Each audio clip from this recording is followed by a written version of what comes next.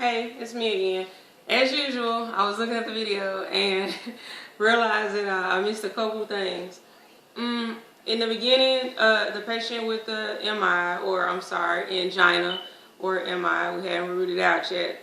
But the patient with the angina or chest pain, with that patient, you want to make sure they have an 18 gauge, maybe a 20 gauge IV, a 20 gauge or a larger bore IV, and patent IV in their arm, because you never know what's going to happen. Chest pain could easily turn into something fatal.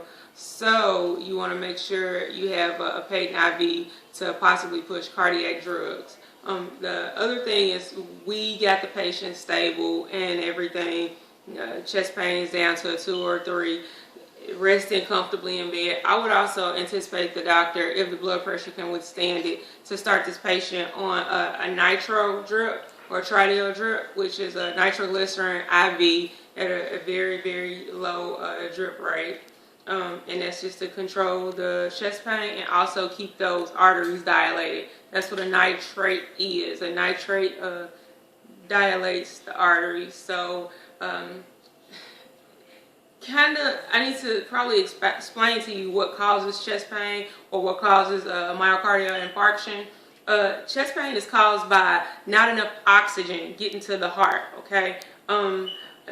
Possibly by blockage or narrowing of the arteries. That's what causes chest pain. So when the arteries become blocked or become narrow or small, say this is your artery, okay? If certain risk factors narrow it. Smoking being one of them. Smoking a narrower until it just almost closes. Anyway, but when the heart cannot get a sufficient amount of oxygen, that's when someone starts having chest pain. So that's what chest pain is, okay? What a nitroglycerin does is it dilates those arteries or opens them up. Expect the patient to have a headache after giving nitro, because that's usually the side effects. They're not no contraindications to Tylenol. Expect to order for Tylenol for the headache.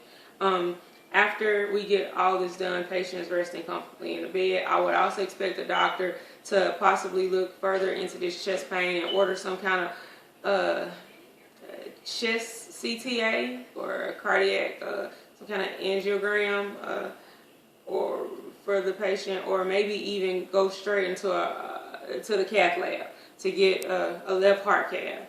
And what it does is it's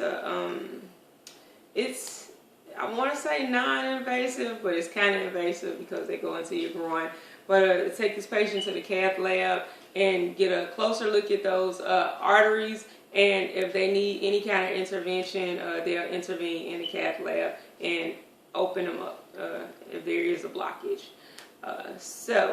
And also look at those lipid profile to check for cholesterol and LDLs and HDLs, and possibly get them on some kind of statin for cholesterol if they have high cholesterol that could have caused the blockage. Because as you know, cholesterol deposits, they accumulate in the arteries, and as they keep accumulating, they will block or close that artery up.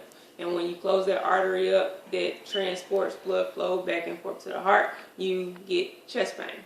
So, a couple of things that I missed in that video.